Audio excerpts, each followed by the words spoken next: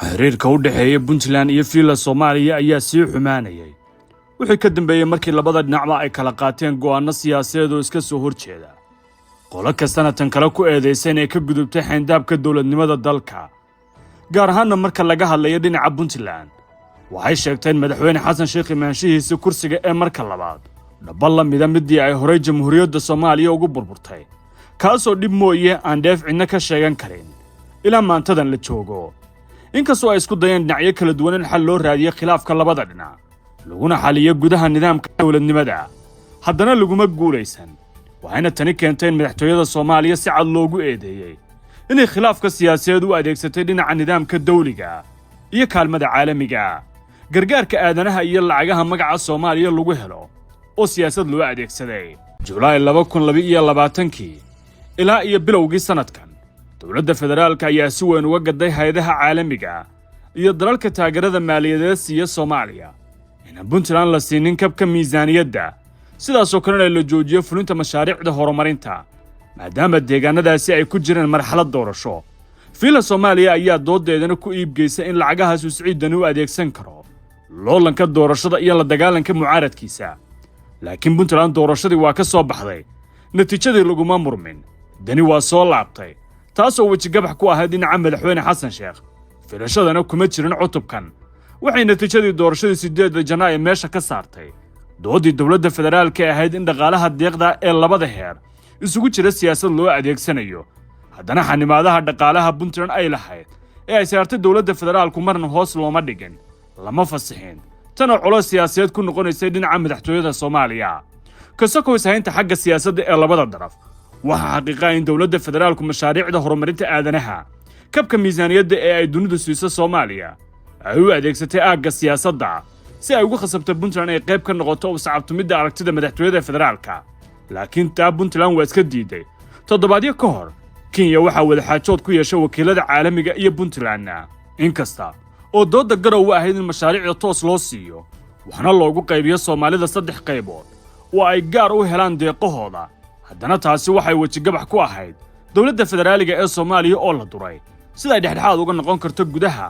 arrimaha miisaaniyadda marka iyo mashaariicda laga hadlayaba Puntland iyo beesha caalamku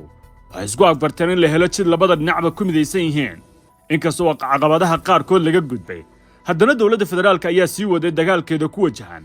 in mashaariicda iyo kabka miisaaniyadda Puntland aan la fasixin ilaa iyo inta laga heshiinayo galka siyaasadda tan way dhibsadeen wakiilada caalamiga waxaana 48 saac la soo dhaafay warqada canaana ay gaareen dhinaca dowladda federaalka taasoo lagu ogeysiinayay in gargaarka aadanaha mashaariicda horumarineed iyo kabka miisaaniyaddaba aan la siyaasadayn karin oo ay tahay si degdeg ah loo fasaxo maxaa isbedelay hadda madaxweyne Xasan Sheekh oo ka jawaabaya dalabka wakiilada caalamiga iyo cadaadiska socda ayaa sheegay in gargaarka aadanaha iyo mashaariicda horumarinta aysan dhankooda siyaasadaynin way diyaar u yihiin in la fuliyo laakiin qoraal kaliya lama sugayo sida ay sheegeen ila wareedyo muhiim ah dowladda federaalka ayaana ku khasbanaan doonta inay qaado jidgooyooyinka ay dhammaan u dhigtay qoondooyinka caalamiga ku socda dhinaca Puntland madaxweynaha oo dhawaan ka sheegay masjidka madaxtooyada inaan cidna loo joojin doonin cid walba oo diidan aragtidiisa siyaasadeed iyo beddelka dastuurkana laga guuleysanayo waxa la xusay in dadaal badan uu galiyay qancinta darafyada siyaasadeed ee sida baan u diidan siyaasaddiisa isagoo si gaar ah u xusay Puntland laakiin afar war-saxaafadeed oo ka yimid dhinaca Puntland intii aan dastuurka la meel marin ayaa hore loogu dalbay wada hadal la isugu yimaado taasoo Fiila Soomaaliya ay diiday sida ay ku doodayso garowe xujo kasta oo ay labada dhinac hadda ku sheegaan wada hadal waxa loo arkaa inay iska gadayaan wakiilada caalamiga laakiin dhabtu ay sidaas ka duwan tahay dooda Fiila Soomaaliya ah inay wada hadal raadisay oo ay ka goonayd waxa diidaya war ay dhawaan si wada jira u soo saareen laba madaxweyne hore Maxamed Cabdullaahi Farmaajo iyo Sheekh Shariif Sheekh Axmed oo sheegay in dhexdhexaadin ay ka dhaxwadeen Dani iyo Xasan Sheekh ay ka socon weyday dhinaca madaxweyne Xasan Sheekh tan oo ahayd marag fur siyaasadeed oo aysan fiiladu ka dhuuman karin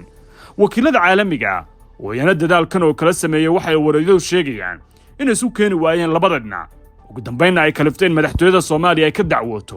ergeyga gaarka ee qaramada midoobay u qaabilsanaa xaalka Soomaaliya sabab la xiriirta inay soo jeedisay in loo baahan yahay in la helo wadar gol siyaasadeed inkastoo madaxweynuhu xalay isku sawiray inuu yahay hogaamiye bulshadiisa isku wata dhanka Puntland mashaariicda aanu u diidanin in la fuliyo kabkeeda miisaaniyadda aanu siyaasad u dabrin jeer kalena wadar ogol yahay haddana xaqiiqada masraxa taalla ayaa ka hor imaanaysa doodda ay jeedisay madaxtooyada waa sida ay qabaan dad badan oo arrimahan faallaynaya ma la fasaxayaa deeqaha puntland way adag tahay in lagu sii hayo khasnadaha dowladda federaalka lacag ka badan 20 milyan oo dollar way puntland xaq uga heshay qoondada bangiga adduunka uu siiyo soomaaliya taasoo la xaminimay 18 bilood ee lasoo dhaafay dowladda federaalkuna u haysatay curaar siyaasadeed sidaasoo kale mashaariic ku kacaya 300 milyan oo dollar oo laga fulin lahaa deegaanada puntland ayaan la sii hayn karin cadaadiska caalamiga awgiisa doodaha puntland ee xilligan ay geysay miiska wax qaybta waxay ku khasbayeen dhinaca dowladda federaalku inay bixiso jawaabo badan oo ay horey uga dhuumatay cadaadiska saaran madaxtooyada Soomaaliya qabsoomilaanta shirka golaha wadatashiga qaran ee uu cilaamiyay madaxweynaha una xayiran cadayntii aragtidiisa doorashada oo ay dalbanayaan madaxda maamulada waxa loo arkaa cadaadis kale oo u noqonaya dakhra siyaasadeed dhinaca dowladda xilli gogashan ay horey uga maqnayd puntland ilwareedyo ayaa xaqiijinaya in xubnaha wakiilada caalamiga gaar ahaan xubnaha loo yaqaan C6+ ee hogaamiya dadaalada beesha caalamka ee Soomaaliya ka dalbadeen madaxweynaha in miiska wada hadalku uu noqdo mid loo dhan yahay ayna go'aanadu yihiin wadar ogol taasoo culayska ku siyaadinaysa dowladda maadaama durba ay muuqato inay ku adag tahay madaxweynuhu inuu miiska soo fariisiyo dhammaan dhinacyada ka aragti duwan oo ay ku jiraan dowlad goboleedyada la safna oo laftirkoodu hadda uu u baahan doonaan inay aragtidiisa siyaasadeed ay si cad oo aan aamus ahayn ugu raacaanna taasoo ay adag tahay wakhtigan meel mar laga dhigo